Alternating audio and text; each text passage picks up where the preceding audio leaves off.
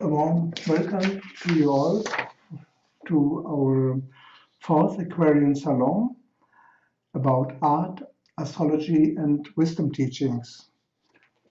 I'd like to present you our team.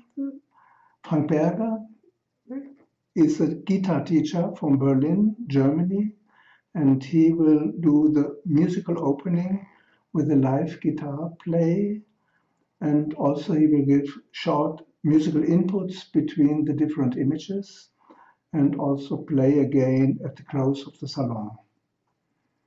Risa D'Angelis from Central USA, she will introduce into the theme of today's salon, the Raincloud of Knowable Things, and she will also moderate the conversation. You are all invited to actively participate and to give us also feedbacks. Lauren Glass is from Ojai, California. Ohio. She's operating Zoom and will show you the slides we have prepared. Rosa Fernandez is living near New York City.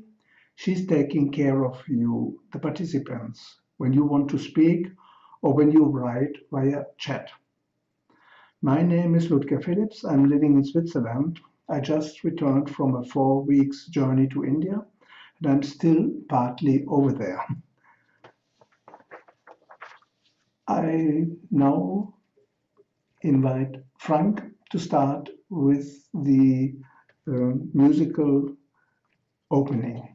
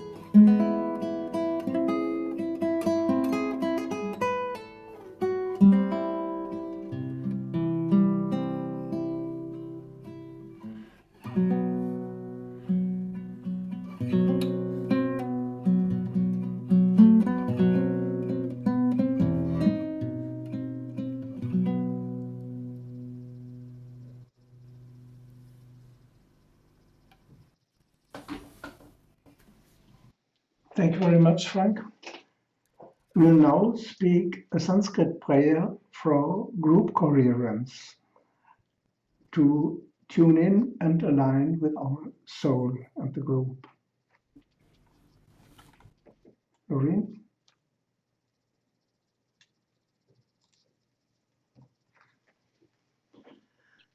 Sahana bhavatu, Sahanau bhunaktu, Saha viryam karavavahe, Tejasvinavati tamastu, Ma vidvishavahe.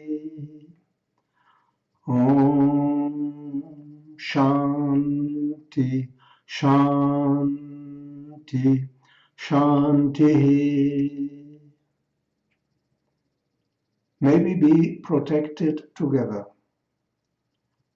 May we share and enjoy together. May we work efficiently together. Let there be no hindrances to our enlightenment. Let no malice prevail. Let peace be in all the three planes.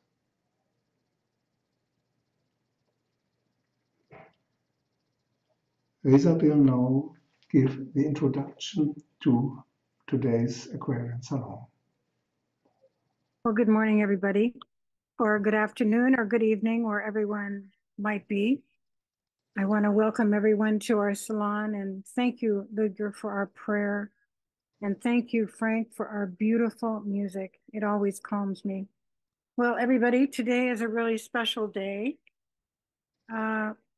The sun entered Aquarius this morning, and this afternoon, Pluto enters Aquarius, and this is a very profound, potent transit.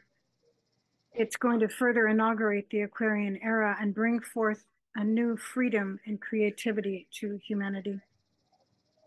Aquarius is the sign of humanity, and Aquarius is going to ask humanity to make contact with each other.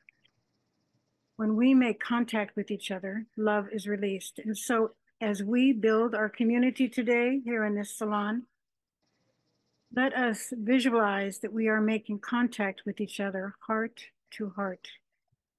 When we make contact with each other, a bridge is built and love is released among all of us. So if we can imagine we're all in a circle, and this love from heart to heart circles through our group, and all of a sudden, in this contact, love is released.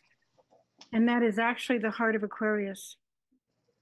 So these times are so potent. It's going to be astrology, the wisdom teachings, and love that gets us through the next era. And so I want to begin with a quote from Rays and Initiations, an esoteric book by the Tibetan and Alice Bailey. And look at this beautiful graphic here. It shows the precipitation of energy as I read the quote. Let the group serve as Aquarius indicates, and let Mercury speed the group upon the upward way. Let Taurus bring illumination and the vision. Let the mark of the Savior as the group toils in Pisces be seen above the aura of the group. Let the group serve as Aquarius indicates.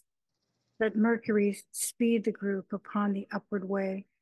Let Taurus bring illumination and the vision. Let the mark of the Savior as the group toils in Pisces be seen above the aura of the group. I want to say something about the sun entering Aquarius.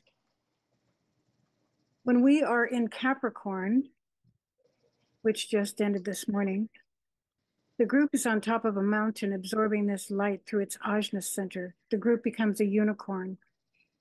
And while we're absorbing this extraordinary light, we hear the sufferings of humanity behind us. We know that at the end of Capricorn, we're going to turn our backs on this light and walk back down the mountain. And we're going to serve in Aquarius. And that's what occurred this morning. The disciples standing on the mountaintop, which is a metaphor, turned their backs on this light and walked back down the mountain to enter into the valleys and to serve humanity in Aquarius. And so to explore this idea, let's look at the chart of today and see we are working under. Lauren will show us what I'm talking about. So we have Sun in Aquarius, the Sun in Aquarius, and right next to it is Pluto in Aquarius, a very potent time. When Pluto was in Aquarius, it changed the entire world and it revolutionized humanity's ways of being, and that is going to be occurring for us. Life is going to accelerate now with Pluto in Aquarius. And so we see that the Sun is in Aquarius, which means a new era, a new language, and a new art is going to come forth. Humanity is going to be restored. And Aquarius says, I will give you a life more abundant. Pluto is in Capricorn right now, but this afternoon it's going to enter Aquarius, and things will change in a blink of an eye. In our chart today, we have Jupiter and Uranus, the rulers of Aquarius, and Taurus. Taurus is the eye of illumination. It's going to expand and illuminate the minds of humanity. We have Saturn and Neptune in Pisces. Saturn is a new structure for the world, and this new structure is going to save humanity. And it will lead humanity in the right direction. And we have Mercury in Capricorn. Mercury in Capricorn. We are asked to anchor the new energies through our communications and our actions. Mercury has a name. It's called the Star of Initiation, and that's our theme in this fourth Aquarian Salon.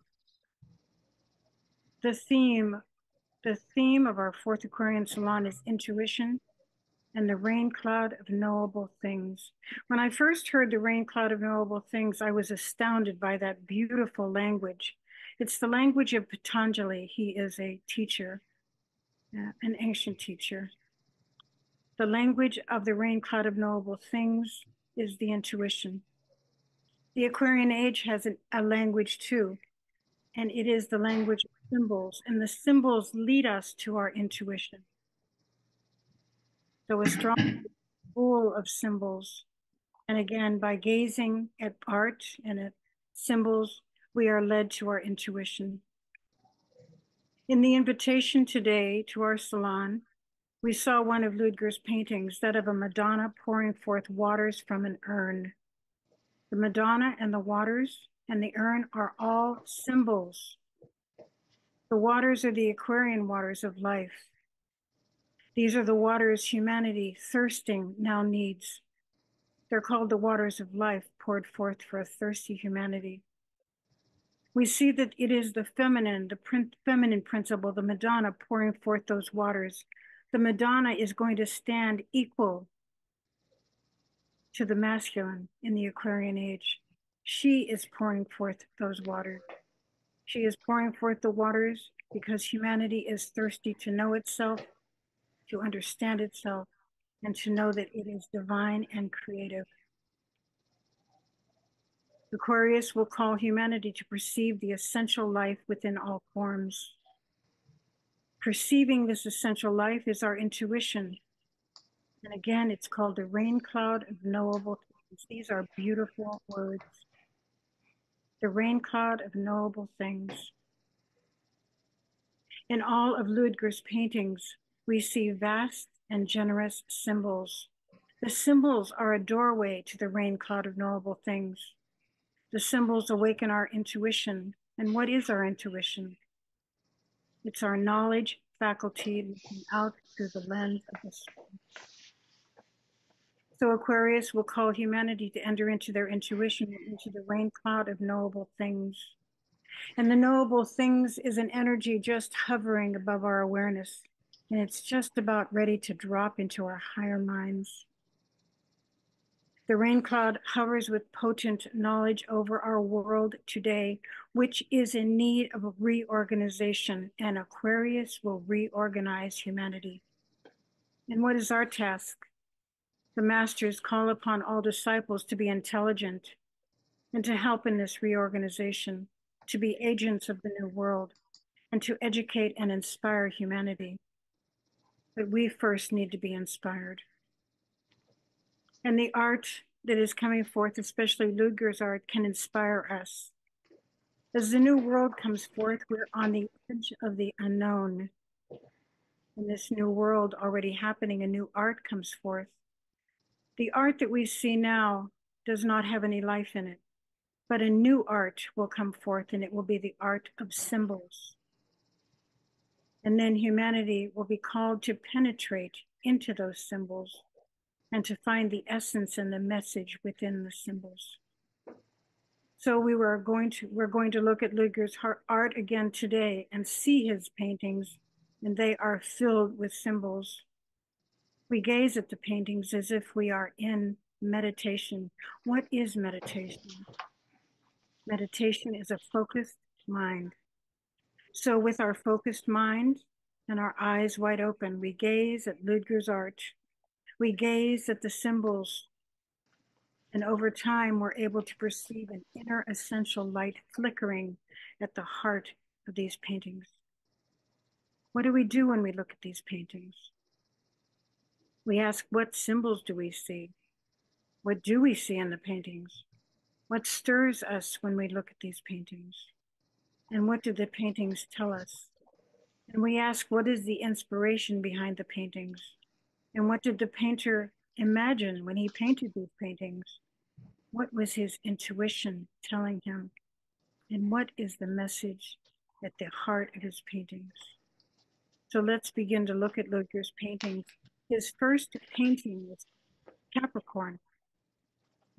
It's called The Mount, the Star, the White Robe, and the Gate of Death. Provocative statement. Ludger, would you like to share something with Yes. us? Painting? Before starting, I'd like to remark that I do not sign the paintings. You do not find my name related to it. And they are given to me and they came through me, but I do not consider myself as the author. They come from impressional impulses which I received and expressed like this in physical and digital form. And they are free for sharing. There's no commerce related to it. So coming to this first painting, which the paintings were chosen by Risa, and we discussed about the selection, which we present here now in the 4th Aquarian Salon. You see here the symbol of Capricorn, the mount, and Capricorn is the mountaintop. Oh, we forgot Frank. Frank is sitting there with the guitar and silently playing. We said that Frank will open with a short musical input and impression each painting. I wanted to add something before Frank begins to talk. It was Alexis, Risa, and Ludger, 3 of us together, a triangle, who chose these paintings. Yes. We looked at them for a long, long time to find the most beautiful, the most potent, and they are beautiful. So thank you for waiting, Frank.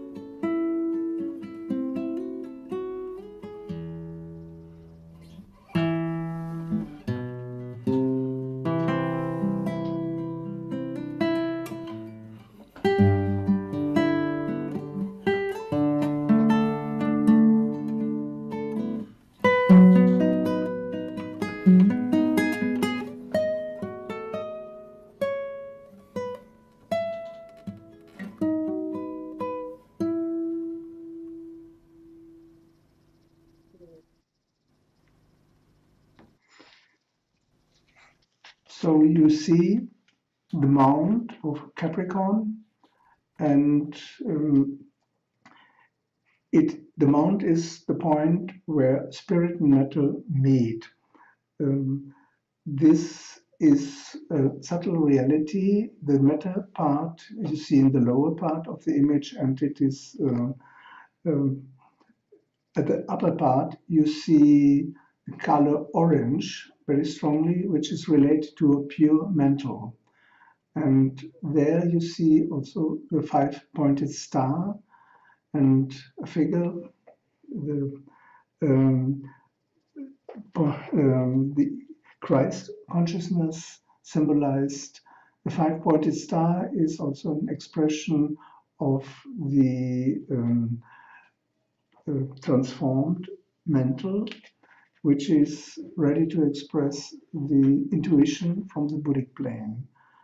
And at this point, the individuality has become so pure and transparent that the light from above can be received. And when the personality ascends to the higher self, to the soul consciousness, and the soul prepares to receive the energies of the super soul, then the super soul descends and expresses as the Christ consciousness. And this is described in the New Testament, this pure body of light, the radiant white robe. And in the story of Moses on the Mount Sinai, the Mount of Transfiguration, there's the experience of the I am that I am in the burning bush. This, the star, the five-pointed star, is also there embodied in the shape of man with outstretched arms, the two legs, and the head.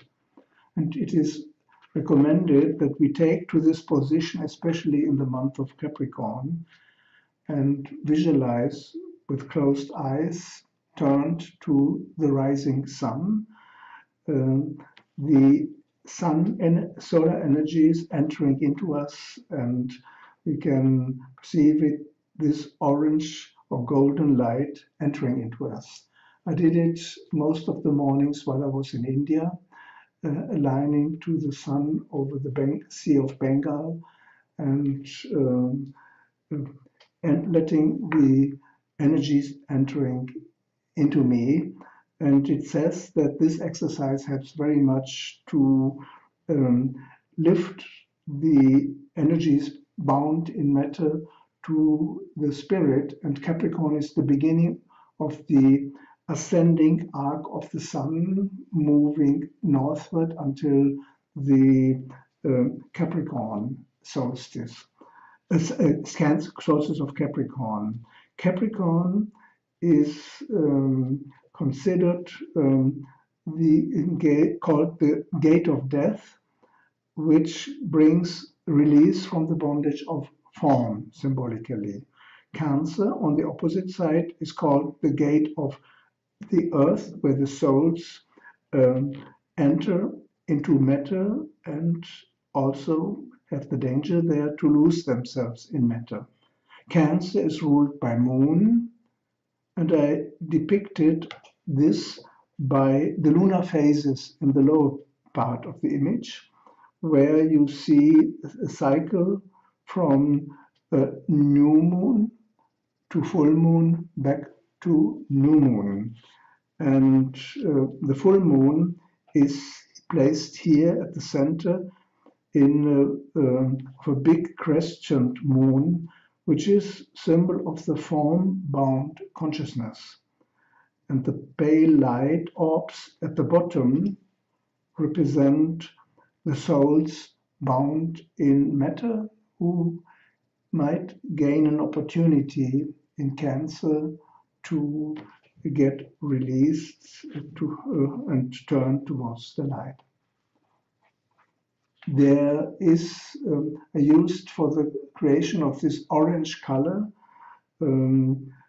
a photo of a cosmic nebula, and I fused it then with this color of the golden yellow of the star, the five-pointed star, and together with the blessing Christ. As Risa had said in the introduction, after this transfiguration on the mount, the disciple turns again down into the valley to bring the light to those who are stuck in matter and helps to release them from there.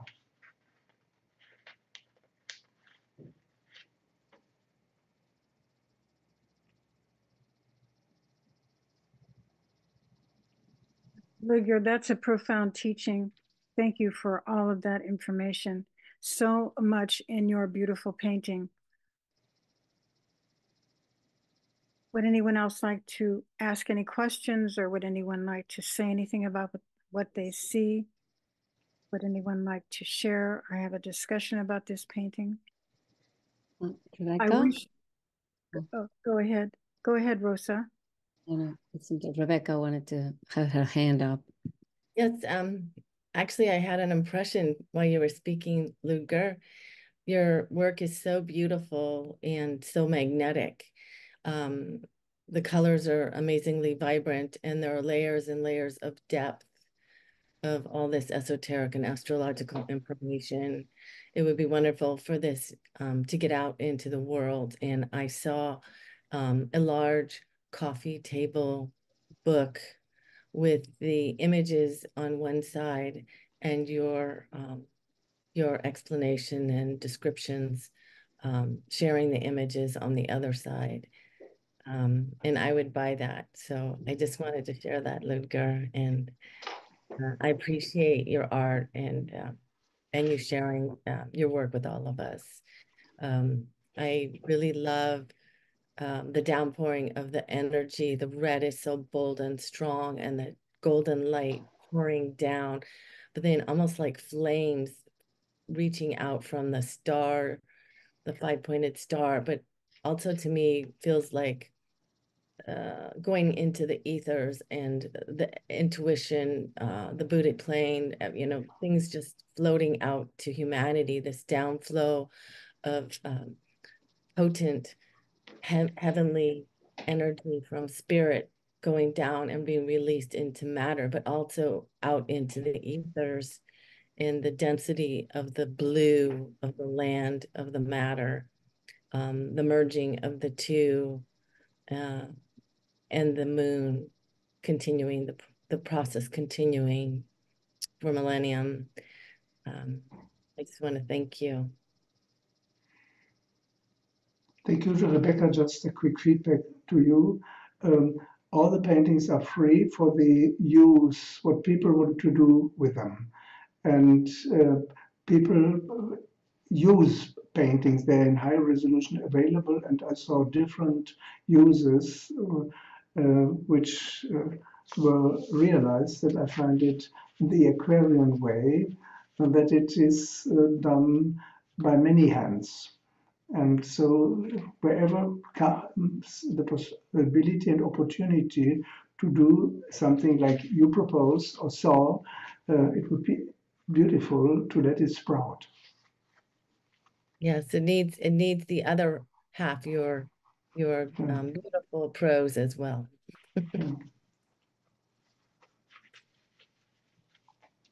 Lauren? Thank you, Ludger. I just, the colors are so vibrant, and I was really attracted to that five-pointed star, and it reminded me that Venus is the hierarchical spiritual ruler of Capricorn. So I just made that connection, and I just keep gazing at it, and these colors are so vibrant and so beautiful, Ludger. So those are my thoughts that I'd like to share for this painting. Thank you. Thank you. I want to have a village and a community and a gallery, and I want to put these paintings in the gallery, and then I want humanity to come and see them. It is my dream to have a village with an art school and a gallery, and Ludger's paintings in that gallery. I can see it. I also want to say that five-pointed star in the Christ, isn't the five-pointed star the last symbol the Christ calls forth and uses at the Wesak festival? I think it's the last one, the five-pointed star. Yeah. I think so. Buddha descends.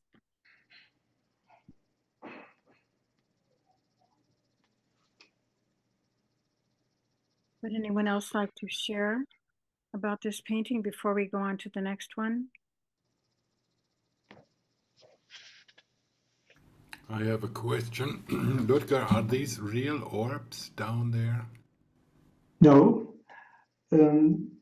I was on a journey with Sri Kumar in 2015 in Argentina, and we were staying in a hotel in Santa Fe, and there were reflections of street lights over the waters of a river there, and I took a number of photos of the reflections there, of the city lamps and of the reflections in the water, and I have used them in various images.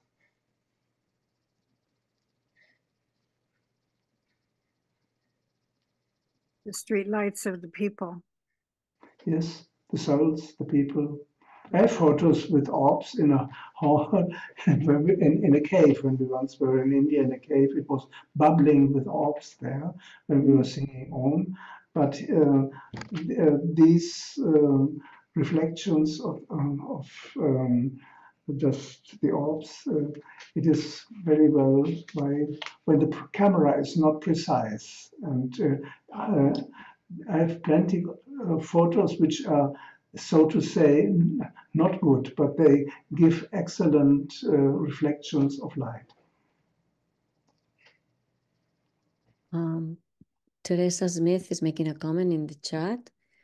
Beautiful painting, Ludger, and very thorough and brilliant explanation of all the elements. Love it. Yeah, beautiful explanation. Mm. Shall we go to the next beautiful painting? I want us to be able to see all of them. We have one more. Laura raised her hand. Risa, make sure Laura can share what Yes. she share. Hi, Laura. Hi. Hi, everyone. Thanks, Ludger. I have a question. Yeah, it's absolutely beautiful. The colors are mesmerizing and draw you in to want to gaze at it for so long. While I was listening to everybody talking there, I was wondering how long from beginning to end would something like this take you to put together, to paint? It became quicker and quicker. I do not have much time available, and I'm not a painter. I'm doing paintings, digital paintings, besides many other things. And I learned to be more and more fast. In the beginning, it took a few days, and partly now I only find a few hours time. And I need to speed up to keep up with the other activities I'm doing. And this painting, I think it took, it is difficult to say because there's a lot of inner work before, and then there was partly a lot of time of selecting the elements. But I've built up many structures which I keep on using in other images now. And therefore, the last images I did were much faster than the early images. And in the beginning, first, in the inner work might take 1-2 weeks until it becomes clear inwardly what I want to do, but there's nothing outer visible. And I just also pray that the impulse is being received, what to do in the month. I do now the 14th year annual cycles about the zodiacal signs. And I do not want to repeat and always bring some other aspect to expression. And so this incubation time takes some time, but then the putting it down, it gets increasingly fast. I'm working with Photoshop element arranging, but then I print out on paper and work with pencils, color pencils on paper, and then I scan again, high resolution, from small size like this paper, aquarelle paper, and then I work on the details, and then increasing the color intensity. This I found is not possible with acrylic or other ways of painting.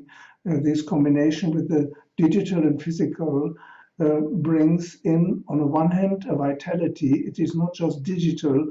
This is often sterile. It is not lively and vibrant. And in this way, I found a method for me to express this intensity of colors. Wow. Oh, thank you, Ludger, for explaining your process. That's perfect. Mm.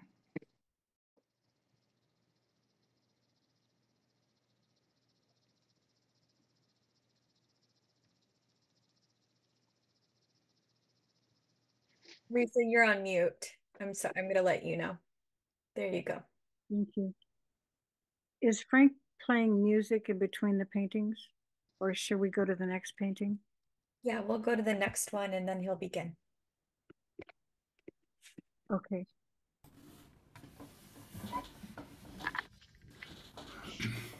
All right.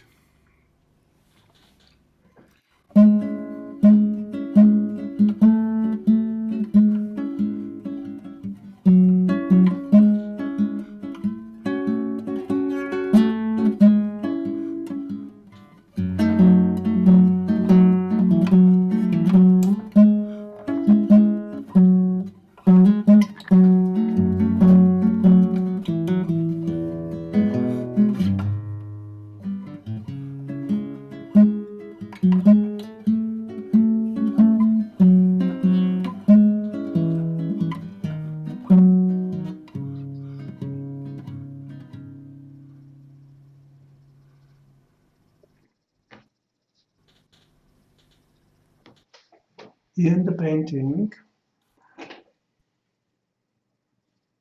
the Aquarius is a Madonna, as I said, but it is the World Mother. And normally, traditionally, it is always a man, the water bearer, depicted. But I found that it is not the only way of seeing Aquarius.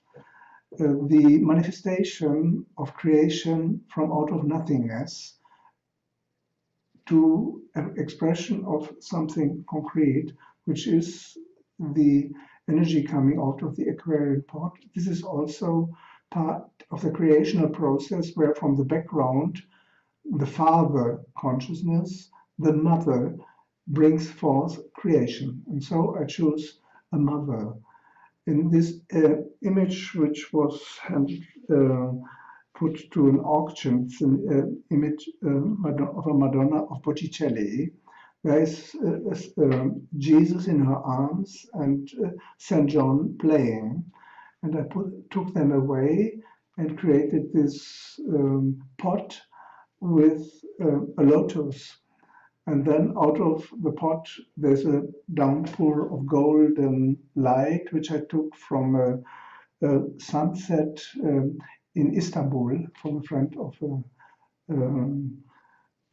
a photo of a friend. And in the background, you see these light rays coming in there from a painting of Fra Angelico, of God's hands sharing and the light. And you do not see the hands, you only see the light pouring in over different layers in the background. And this beautiful Madonna looking down with a loving view to the downpour of energies is the blessing of the energies of Aquarius. You see the downpour coming down on the globe of Earth, and this is the essence of the Aquarian age. The energies coming down and expressing over the Earth. And when I had created, I thought that I had finished this painting. I sent it to Master Kuma, and he wrote back, please see that the pot is open on the other side. And I thought, oh, it is right. There's nothing coming in, but something is coming out. And I then added this light behind the pot as an expression that there is not something coming in, but it's the same light in the front as in the back side. So out of seeming nothingness, the energies pour forth. And therefore also the Aquarian consciousness is this passage from seeming nothingness to apparent something. And the energy, the whole sign of Aquarius is full of surprise. It is called Maga in Sanskrit, and it has to do with magic and manifestation, like magical appearance. And it is also said that this is the beginning of creation, the sign. And in this aspect, it is the most important sign of beginning. It is expressed here partly through the bluish colors and the different phases of coming down. It is not that the dense part is down, but this is coming from the light into the other in more denser areas, but also the blue leaves. There's no fixed background. It merges, the background merges with the earth and merges with the other colors.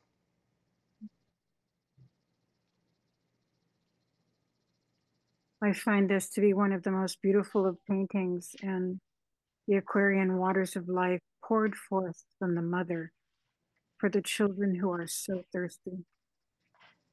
Before I started talking this morning, I had to water my plants, and it's been so cold here.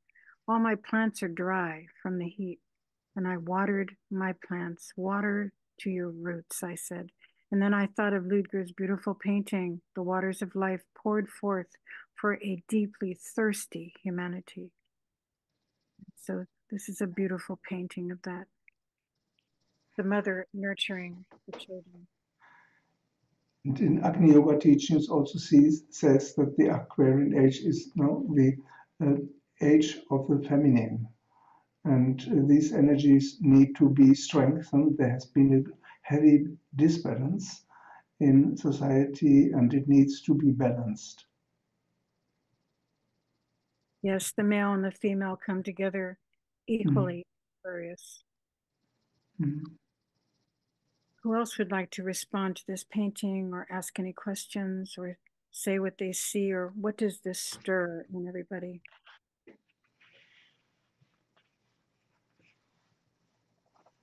Tracy, if you want to share. Thank you, Rosa. Ludger, this is such a beautiful, moving painting. There's such a tenderness about it. When it first came on, I was struck immediately by what you spoke of. The feminine, the mother, versus the typical image of a man pouring forth the waters. It also looked to me as if the light was coming through her heart. Yes. The heart of the mother. It's beautiful. I thought of this when I added the lotus there. It is the opening of the heart lotus, yes. Yeah, opening of the heart lotus. Lauren, you wanna? Hi, everyone. I'm just looking at my notes. I love that you mentioned the Maga Sanskrit word. That was really interesting and magic, Ludger. That was something really interesting for me to ponder on. And secondly, I liked how you brought in the masculine and feminine. Again, something for me to learn more about Aquarius, to understanding the male and the masculine, pardon me, and feminine energies and how they need to be balanced. But most importantly, this painting really, it invokes an activity of inspiration internally. So with me, I see this and I get, oh my gosh, I'm so inspired because I see this Madonna and there's a gentle action of pouring forth, and it makes me go or ponder internally, how can I pour forth? What can I do? So for me, this just brought up that contemplation internally, to ponder in the Aquarian age, what is that service, or how can we as a group, pour forth that water for thirsty humanity. So I had a deep experience of inspiration and a deeper contemplation to go inward to explore what that is in the Aquarian age.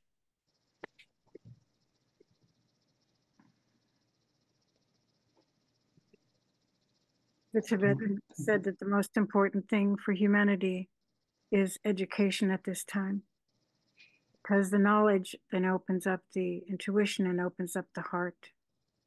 And so the disciples are called to educate humanity in the wisdom teachings so that humanity can become a server. Who else would like to share this morning? Venkata? Yeah, hi. So for this nice picture, when I see in this, I'm get that point that there is Master DK's innovation is there now. The light stream forth in the minds of men. The love stream forth into the hearts of men. The innovation of Master DK. That pouring these things from the heart of the mother, and that light is coming into the streaming continuously into the hearts, which is the incubation. After the prayer, we used to do this. That's what I'm getting in this one. Light and love pouring upon the humanity. Yeah. Thank you, Pavel. Yeah. There is a message from Laura. I see in the earth symbols of fish from Pisces to Aquarius. The clouds, yes. Interesting. And Rebecca says, Laura, I love you. I love how you brought up your personal insight to ponder how you can pour forth your gifts to thirsty humanity. You are already doing it. Your sharing inspires me. She meant Lauren. That was from Rebecca to Lauren. Lauren, yes. Lauren. Carolyn from Carmel Valley says, this is an unbelievably beautiful, beautiful picture. Frank? Yes, concerning those rays of light that pour down on the earth, I was pondering upon the conception of these horses that carry this light. I don't remember the name. Was it Vaikalias or something like this? Yeah. Lutka, do you remember? Malakilias. Malakilias. Yes. Thousands of horses. Yes, 60,000. Yes, this reminds me of this. Can someone explain that? Because I don't know. Yes, I can. There's a story that I keep it simple. It's a longer story. That from the Vivasvat, the sun, our sun, they are lights pouring down to earth with head downward, seemingly, and they do not lose the connection with the sun where they are going to earth. And it says that these are 60,000 Valakilias, but it is also in another way of seeing, like going away or losing from the sun, but they keep their looks up to the sun and hang top downward when they come to earth, like this. I recently read the story. It's a bit complex to tell it in detail. Another aspect I would like to add is that in Egyptian mythology, there is the conception that when a sun ray hits the nose of human, the Ankh sign appears right here. So it's some correspondence, I think. That the sun rays can initiate the enlightenment in a direct way.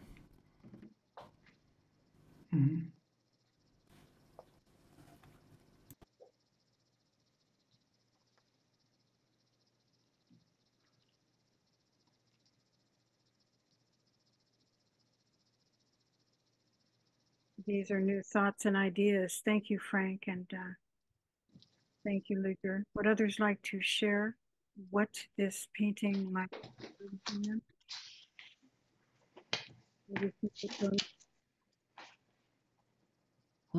I just wanted to share that the light from the Father, the rays that go through the earth to the earth, is just the energy. Seems to me the same energy that are flowing through the waters of the heart of the Mother.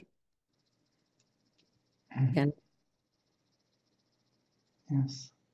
The sort of like non-duality of the same energy.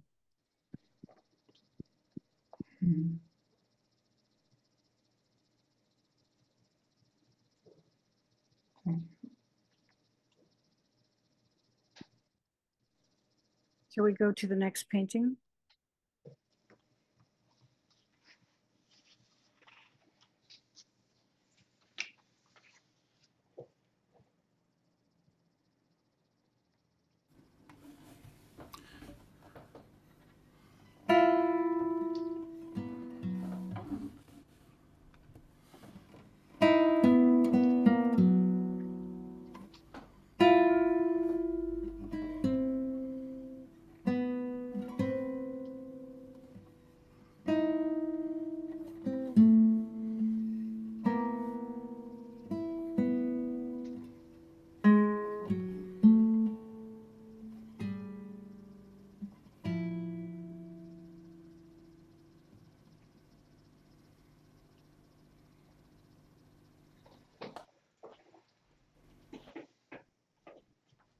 This is quite profound symbolism.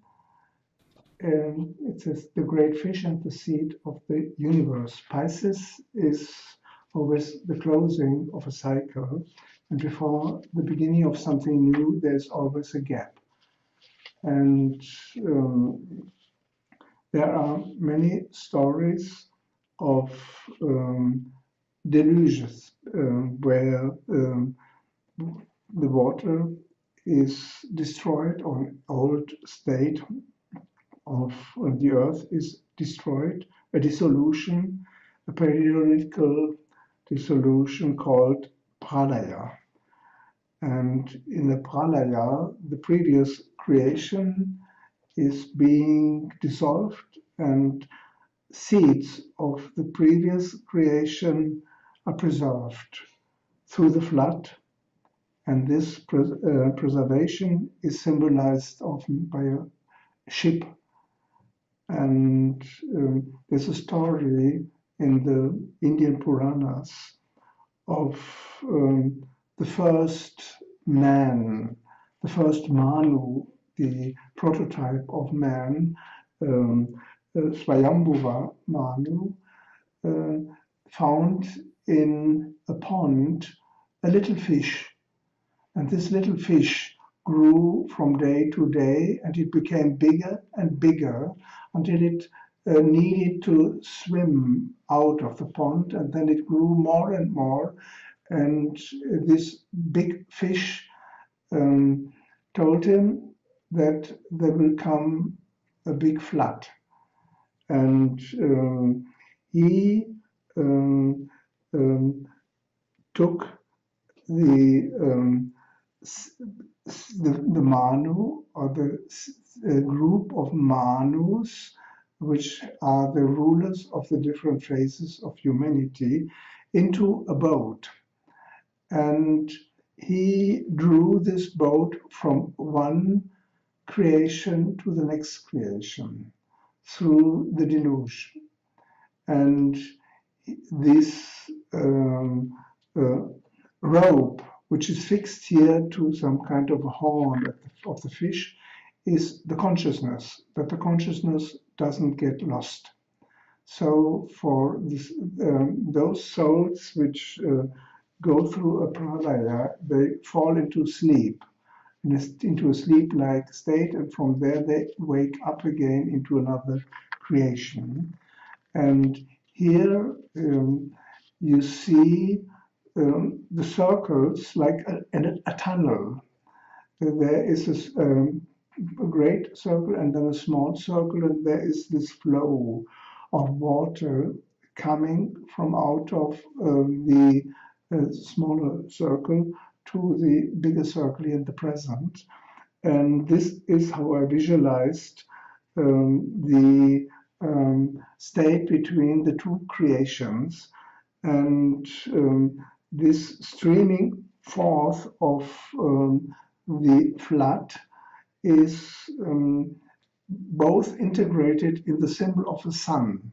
You see the circle with a point, a big circle with the point, and there's again a smaller circle with a point. And this is symbol for the different stages, and the steeds of the previous state of creation are brought with this boat to the next creation. And I used for the depiction of the Manus an illustration of from an old manuscript of the Mahabharata, an old Indian scripture done by Rama Narayana Datta Astri. And I colored it and brought it into the colors of this painting, where you have the golden colors of the sunlight and then again the reflections of the water as symbols of the deluge. And the ship is this guiding through the states of the consciousness, the seeds of consciousness, through stages of unconsciousness to the next awakening. And we have such awakenings in the phases from full moon through new moon back to full moon, or we have it in the annual cycle from of the zodiac, from Pisces to Aries back to Pisces, or in the daily cycles from dawn to dusk through night again to dawn, and also in life from birth to death to the next incarnation. And this ship symbolizes also the phase between incarnations, where the soul goes through some state of pralaya to reawaken again in the next manifestation, in the next life.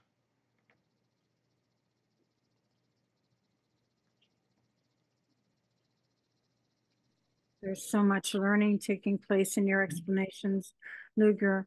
This is truly a talk on the wisdom teachings. Thank you so much using your art to explain the wisdom teachings. Would anyone like to respond to what they see, hear, feel, or have any questions about this painting?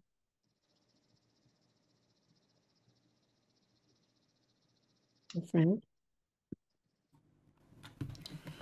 Well, Ludger, I especially enjoy the mixing of colors in the water, and this emerald greenish blue you used when the water gets lost in eternity in the background.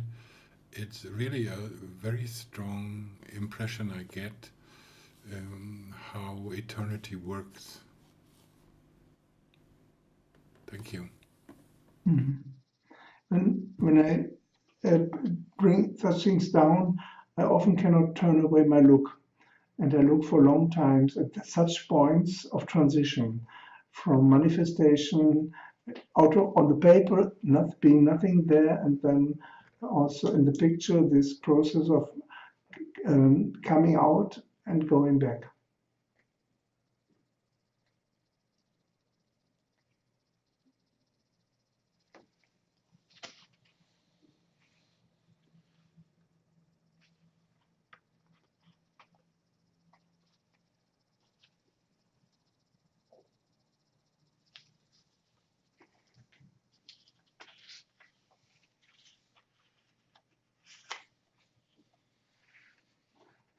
Anyone else want to share their responses to this or ask any questions? Laura? Yes, Ludger, initially when I looked at the circles in the background, they all seemed to be in the one place, and I thought of the three layers of the sun, the physical sun, the heart of the sun, and the spiritual central sun. And then as you were talking, I realized that the foremost, the one in the foreground, was not at the back, it ended near the fish. So I didn't see that until later as you spoke. I thought they were all back, it finished in the back like the others, so that was very interesting. So then that brought in the layers, the depth, from the fish to the top part and then to the front. It brought the layers and the depth in as you spoke. Yeah, it's very beautiful. And you said something about, I thought I heard the horn of the fish. There's a figure to the front of the fish standing up, and it's like holding up something. Yes, that's a rope. The fish draws the boat, and this is said to be the rope of consciousness linking the individuals to the universal. The fish is the fish avatar, the first avatar of Vishnu, of the Matsya, or fish avatar. And he appears in this form to rescue the souls and bring them to the next creation, to the next manifestation. Okay, great. Okay, thank you for explaining, Ludger. Beautiful.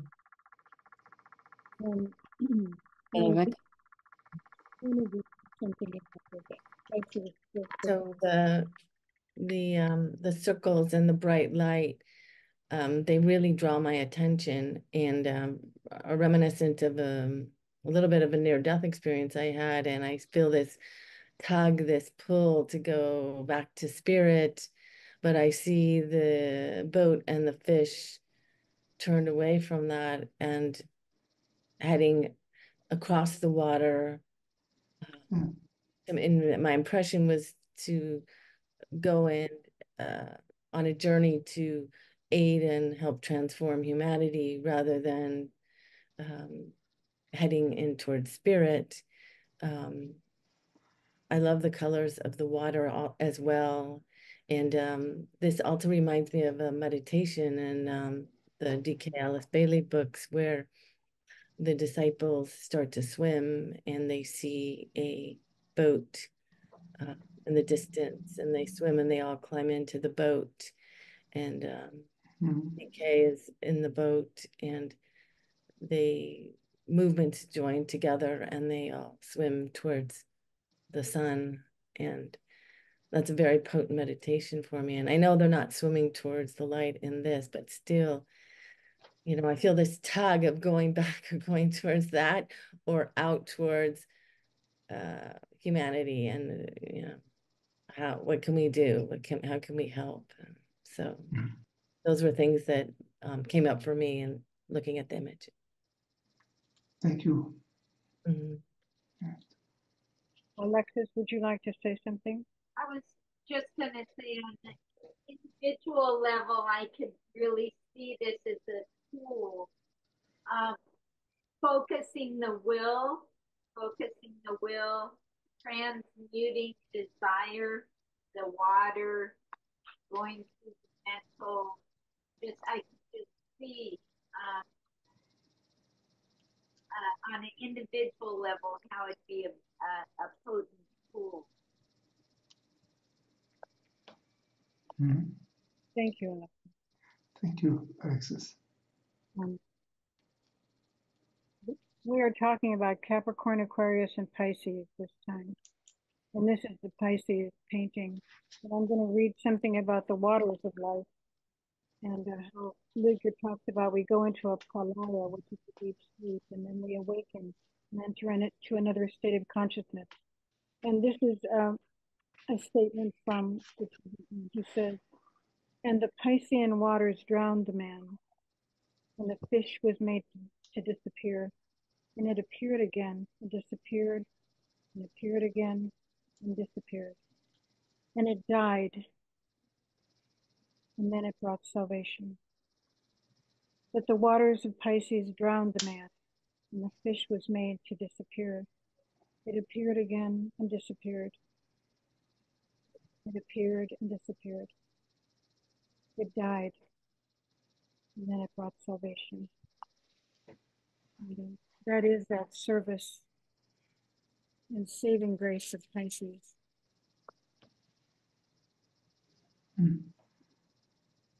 Thank you. This is really the quality of Pisces.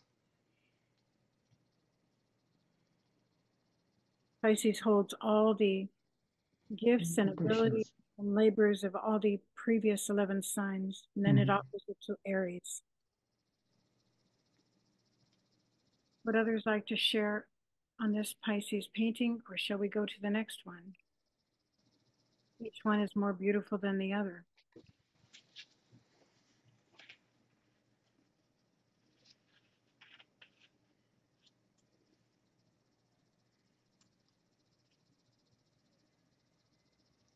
And this is Leo, the tree of the universe and the cosmic teaching principle.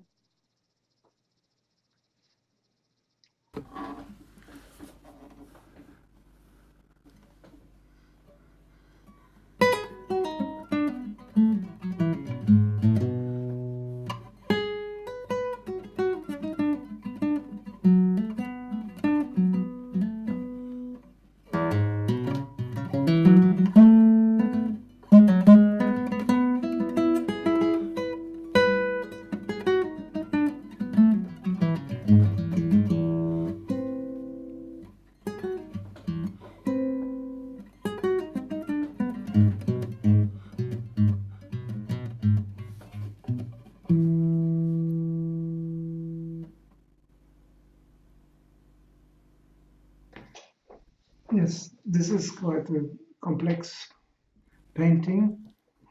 The tree of the universe and the cosmic teaching principle. Leo, as a sign, is related to the heart center, and this heart of humanity is spiritual hierarchy.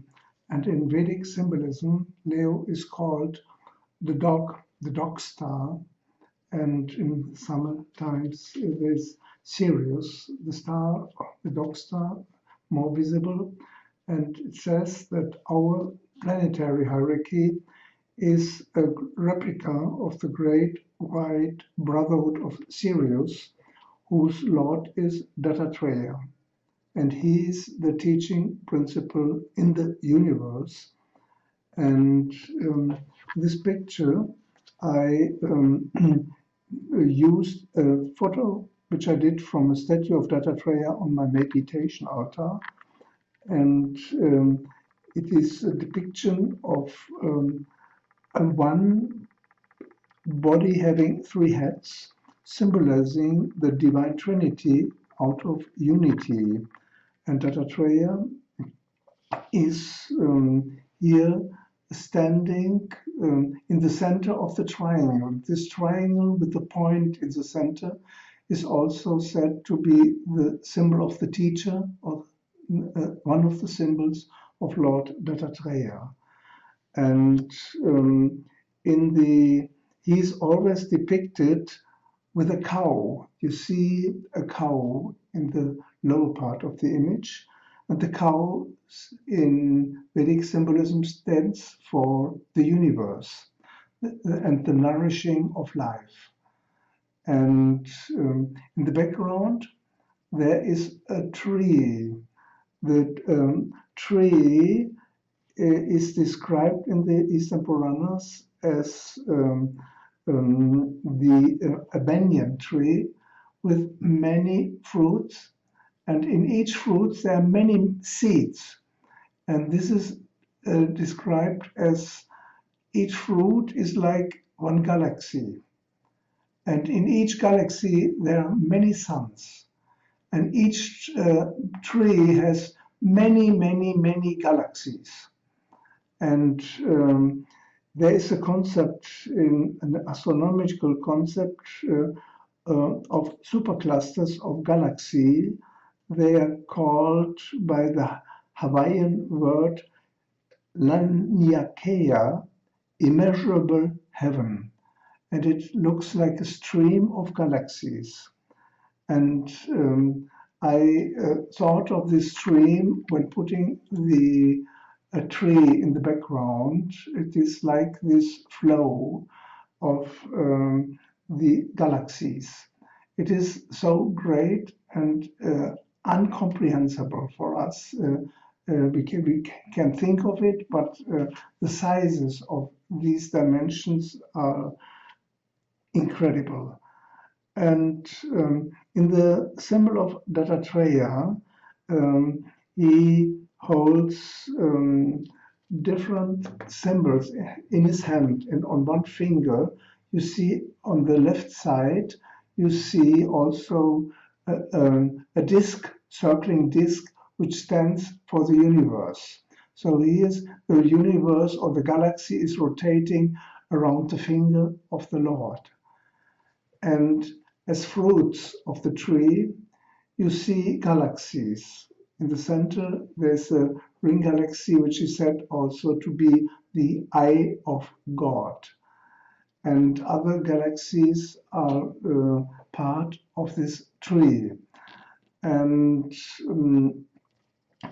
in the hands of Lord Dattatreya, there are other symbols like the trident, which is also an expression of, on the one hand, the first, second, and third ray, but also of our spine with the Sushumna, the central column, and Ida and Pingala as the energies of materialization and dematerialization.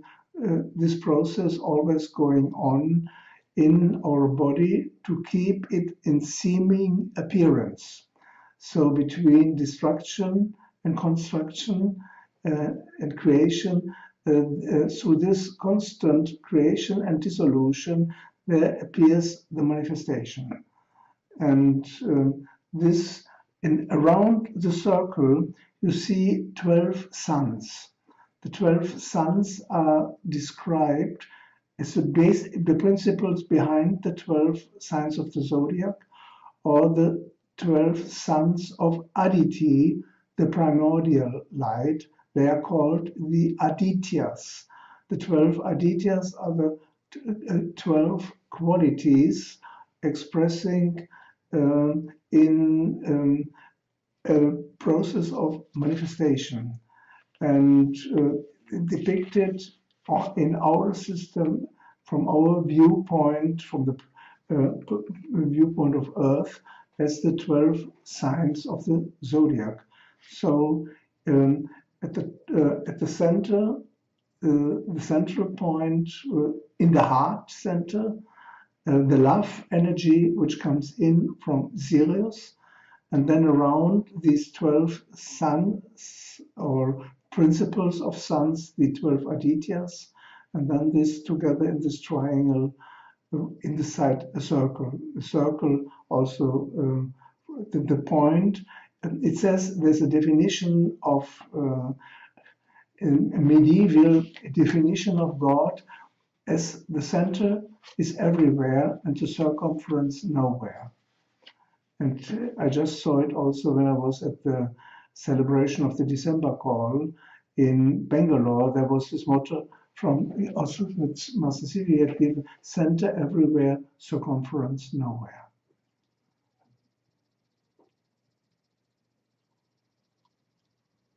Thank you, Ludger. I would like to give another talk about this. Why are we having Leo here when we are talking about Capricorn, Aquarius, and Pisces? Leo is the opposite of Aquarius. And Leo is the creative sign.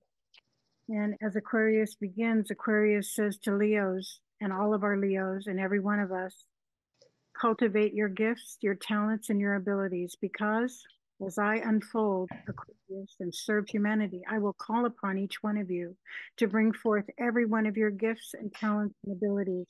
And that's the 12 points of life of the zodiac.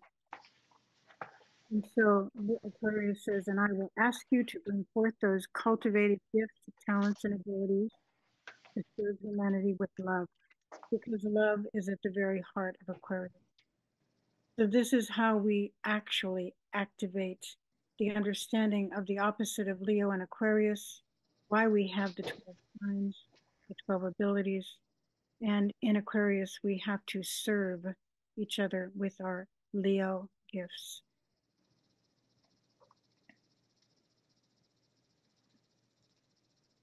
Would anyone like to share their response to this painting or their questions they might have, or what do we see when we look at this painting? Is there anything anybody would like to share about it? Yes, if I may speak. I am so this the symbol there is also the symbol of Ganesha, the cosmic Ganesha, and Dattatreya. And my first impression was in the picture was really the blue, and then you said Sirius is in the middle. And once I heard, I cannot really remember where I heard or read this, that the hierarchy on Sirius is called the White Lodge, and sometimes it is also called the Blue Lodge. What is Risa is nodding. So it's really the Blue Lodge. So what is actually the same color or called speech, but I think this is very, very interesting.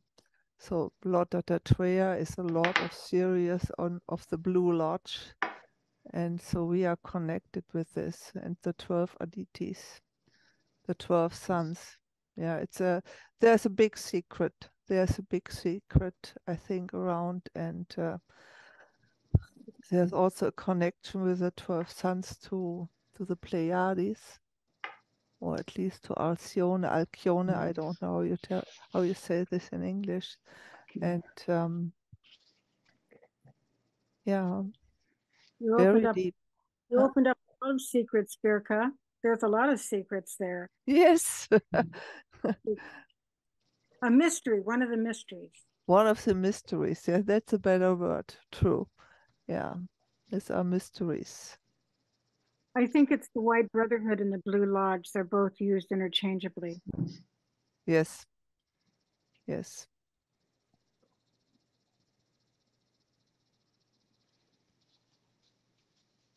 Birka, thank you for responding.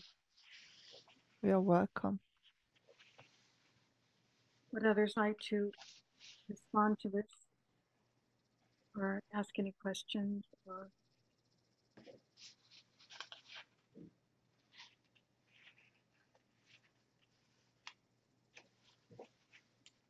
there's a painting I'm waiting for, and I think that's the next painting.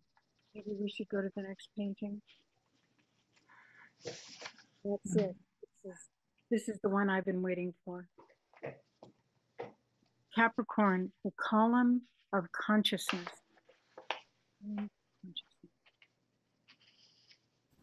This is the one that inspires me to have a gallery in our village and community. We put this up on the walls for the humanity to come and look at it.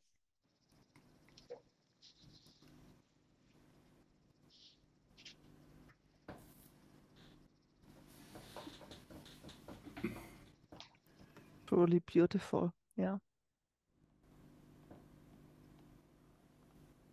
Okay.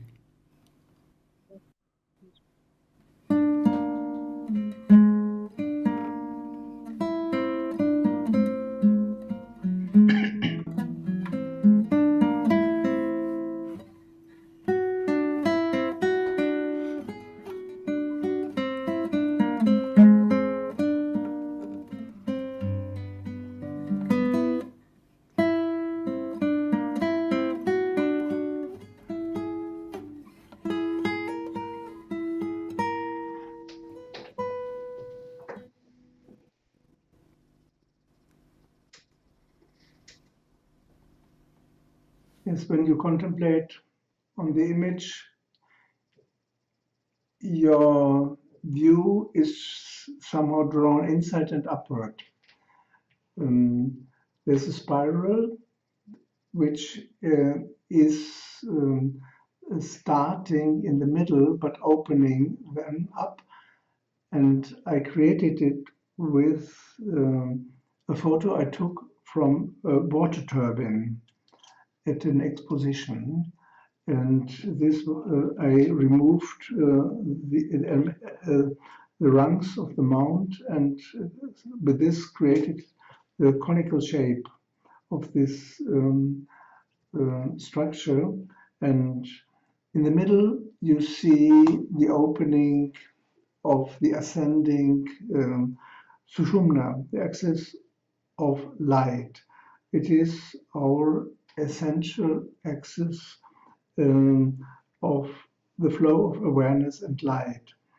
And it says that we should try to enter it in meditation or in our inner alignment, and realize that it goes from the top of our head to the base center, and it is this the axis of our existence around which all our life turns.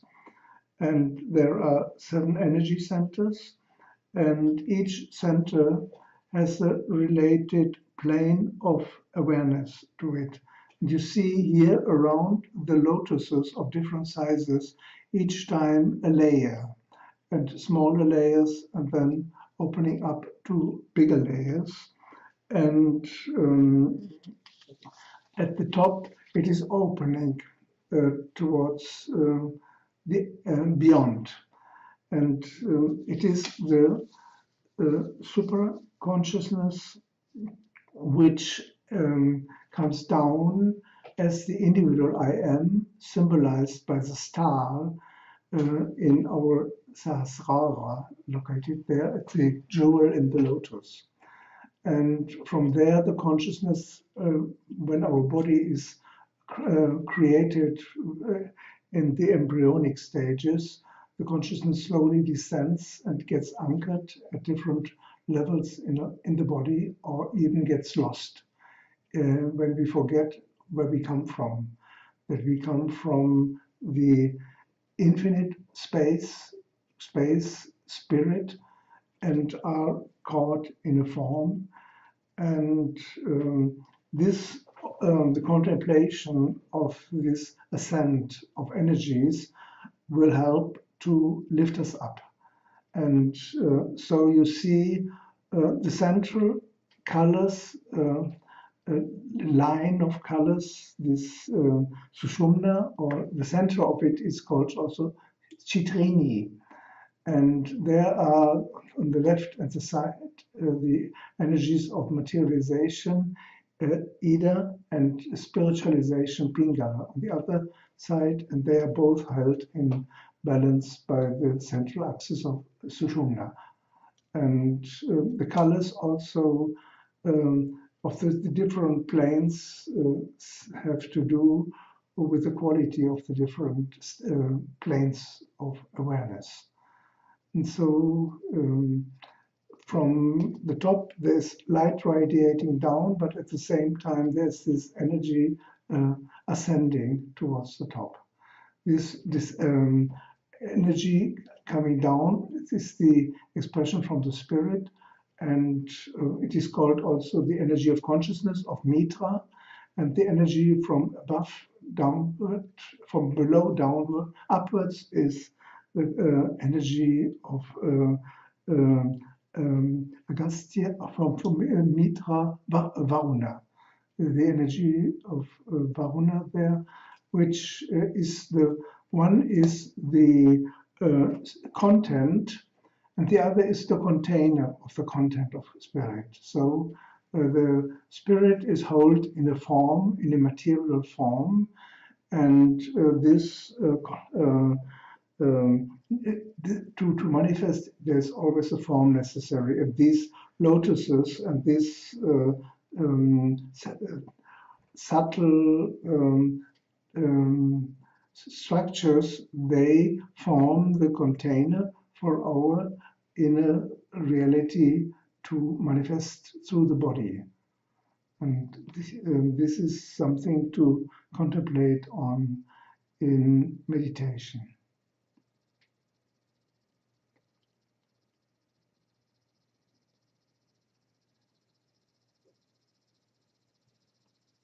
Oh, Risa has a chat message. Personality and soul triangles reflecting the chakras and Lodger's paintings. And there is a drawing of the monad, Atma Buddhi Manas. And then the personality triangle in the bottom and the monad triangle on the top. Mm-hmm.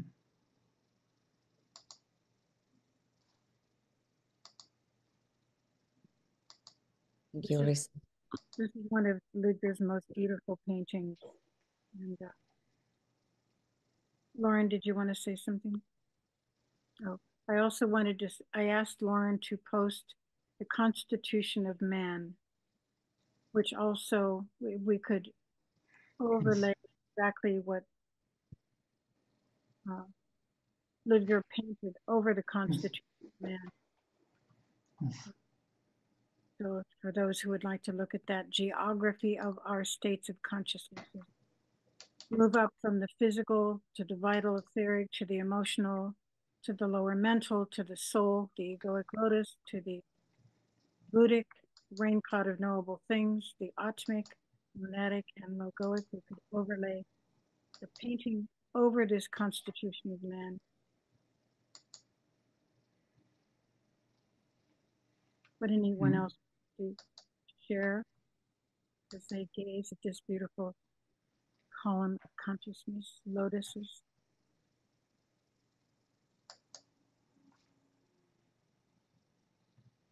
Maricarda has a message.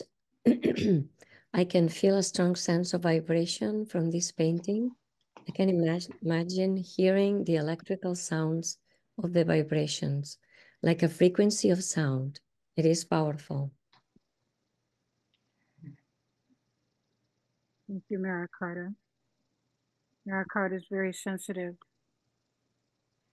Thank you. Barbara? I would like, it was too quick, about these two energies, Ida and Pingala. Could you repeat it and maybe add something? You know, I know Sushumna, Ida, Pingala, but you've done such a beautiful mingling of these two streams of consciousness. Could you say something more about it and repeat what you have already said? I can say something, and I could say much more about it. I wrote these Lunar messages about it.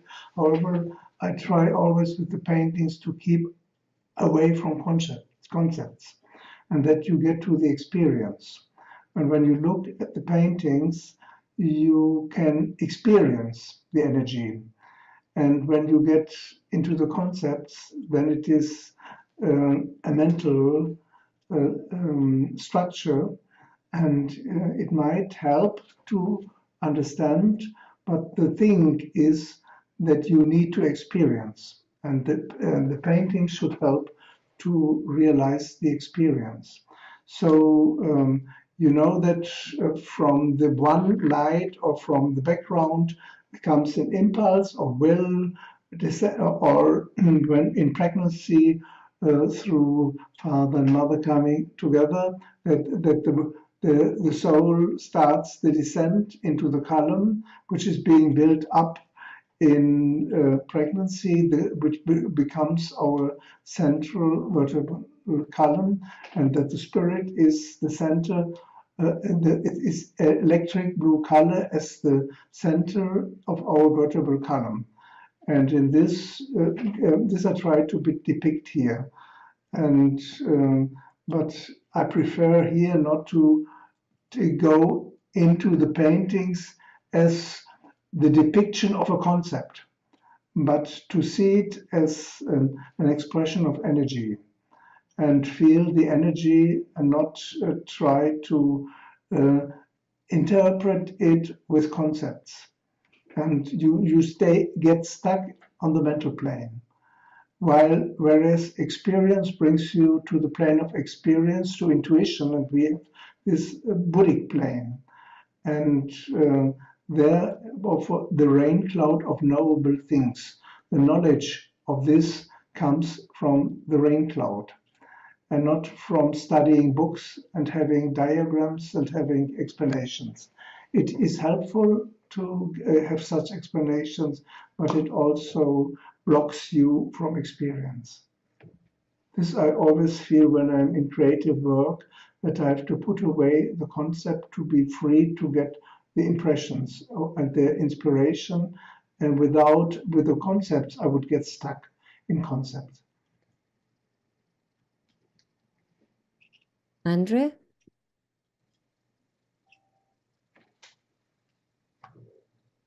Yes. It remembers me at a sign from the eightfolded nature that we step in awareness higher in the chakras to lotuses to unbind the infinity ages to the circles up to Trinity. So we wake up and go in the circle like this on the picture. We grow with the time. It's like what Saturn says. So I remember that. Is it the same?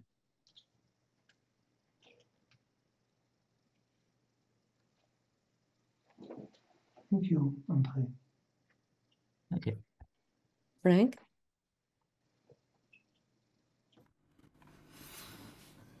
I know all these graphics you posted before, but this is a painting and it really inspires me to feel an experience with it. So I would like to share this, what I felt watching. I am standing on the ground looking at the horizon and see the lowest circle and visualize it as a flying saucer or something, which is coming nearer and nearer, and so it reaches the next point and the next point, and finally it is on top of me, opening up to the sky. So when I look at this picture, I can really feel the movement, the energy movement of this flying object coming nearer to me and reaching me above. Maybe you can share this too.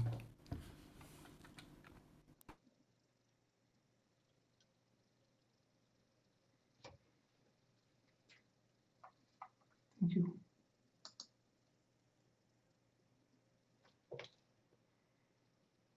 And this column is also known as, for me it is like a Sushumna, that column behind the lotus.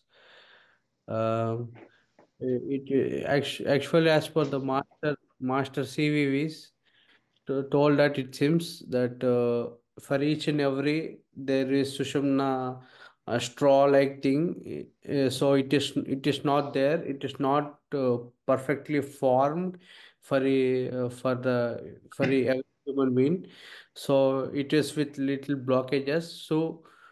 To so when he in his cosmic prayer, uh, from every day morning 6 in evening 6 when we do, so he help in this clearing this forming the Sushumna, uh, straw like the thing from in each every body in the column.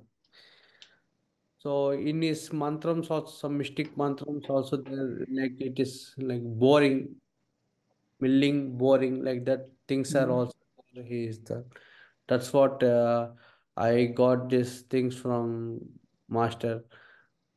That's what the straw is. So after when the preparing the straws of that column, so our consciousness will also increase to the higher level slowly in coming births like that.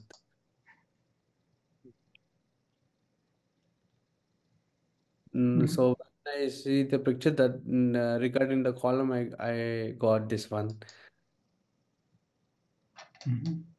So in his cosmic prayer, that everything in each and every layer, he will try to do some boring like things. Yeah. Thank you.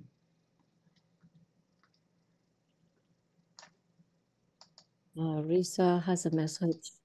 Ida and Pingala nadis running alongside the Sushumna nadi on either side of the spine are the Ida and Pingala nadis.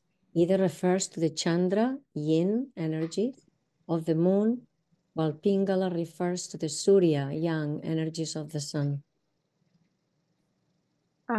This is Risa. I posted what Ida and Pingala and Shushumna are, the caduceus with the nadis or the points on each side. So you can look at it in the chat and you can see it. Yeah. So would others like to share? I want to say we are running a little late with our timing. I want to ask Ludger if you want to continue with the paintings. I think we should stay with the structure of time and leave the other paintings away for another time. So it's always good to stay with the self-imposed regulations and timings. And I would prefer not to go beyond this. So, Ludger, I wanted us to just mention Mark Ray, our friend, who had been with us in our stand before. And did you say a little bit about him and remember him before we say goodbye? Yes.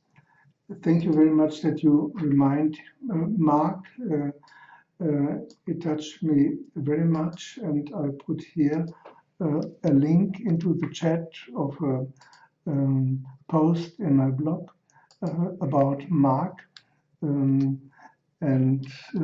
I was traveling with him for 3 years through India. I have been in close contact with him over since 2019, a theosophist from Seattle. He was also part of our preparation group of the Aquarian Salon, and we had all appreciated very much his depth. He started his return journey to the US on the 9th of January. On the 10th of January, on arrival at Seattle Airport during the customs, he left the body and passed over. And it was, for me, somehow a closing of a cycle. There were signs before, when we were in India, that he was approaching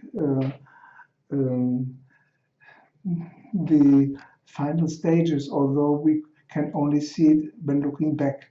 But we were all very intensely touched by his passing, and I had shared the room with him the whole trip in India, and we were in the Nilagiris, we were traveling to Bangalore, to Vishakhapatnam, and I prepared the whole journey together with him, and he was dreaming of going to India since his childhood, and now he could do this journey, and it was also then the close of his time on the physical plane. And so it is good that Risa mentioned his name, and much in thoughts with him, also at the present times. Yeah.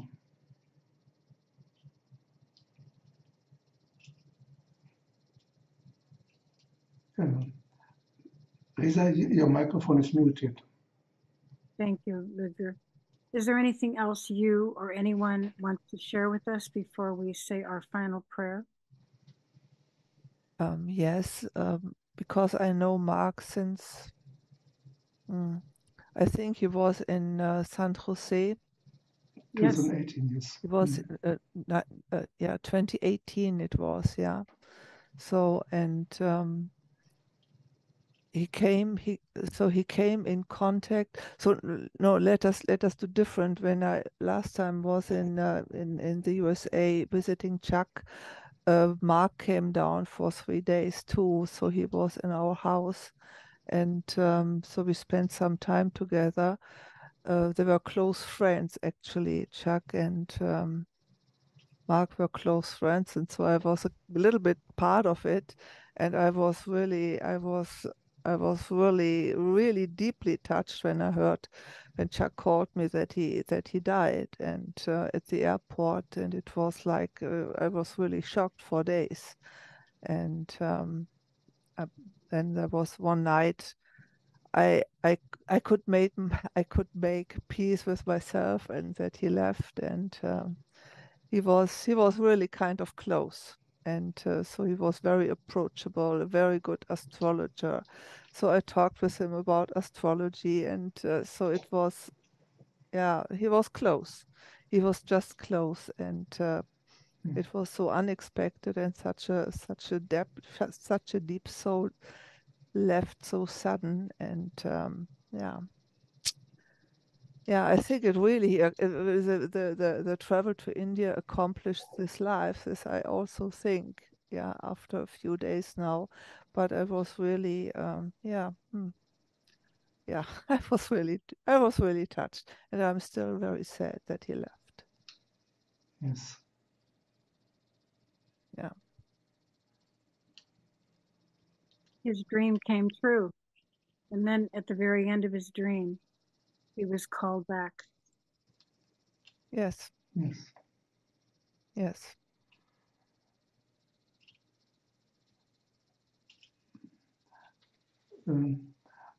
Frank, would you like to pray now and we pray the prayer later, or shall we do it the other way around? Did you want to pray now? I can play now and pray later. Okay. Yes. So this is for Mark. I can remember he was in the Aquarian Salon as well. Yes, yes.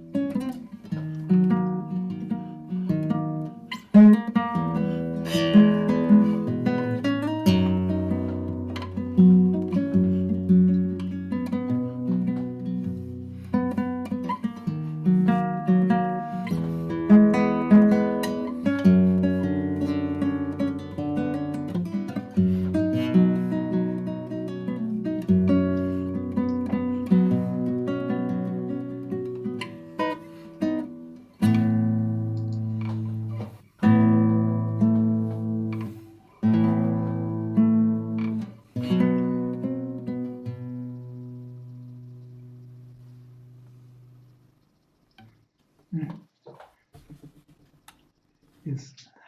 We will speak now the violet flame invocation, and afterwards all of you are invited to our exchange of the social hour, a free talk, whatever you would like to exchange, and so that we have some time together if you still have time. I now speak the violet flame invocation, number 34.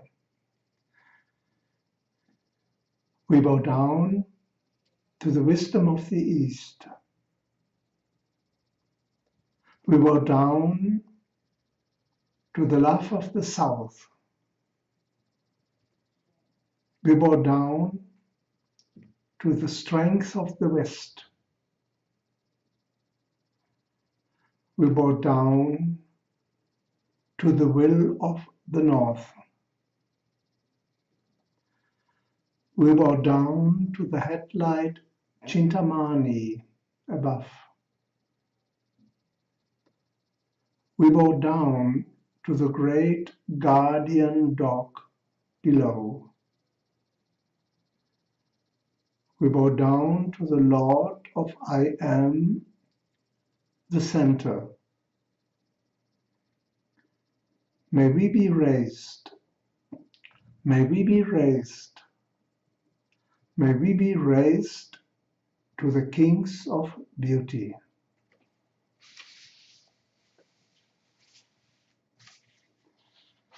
The next Aquarian Salon cycle starts in April. It's the second cycle, and we will meet again on 27th of April, and then July, October at the different dates. So you are most welcome to stay in contact, and if you like, now we will meet in the after hour. I thank you very much for your participation, and it was very nice to exchange together about these spiritual topics together. Thank you very much.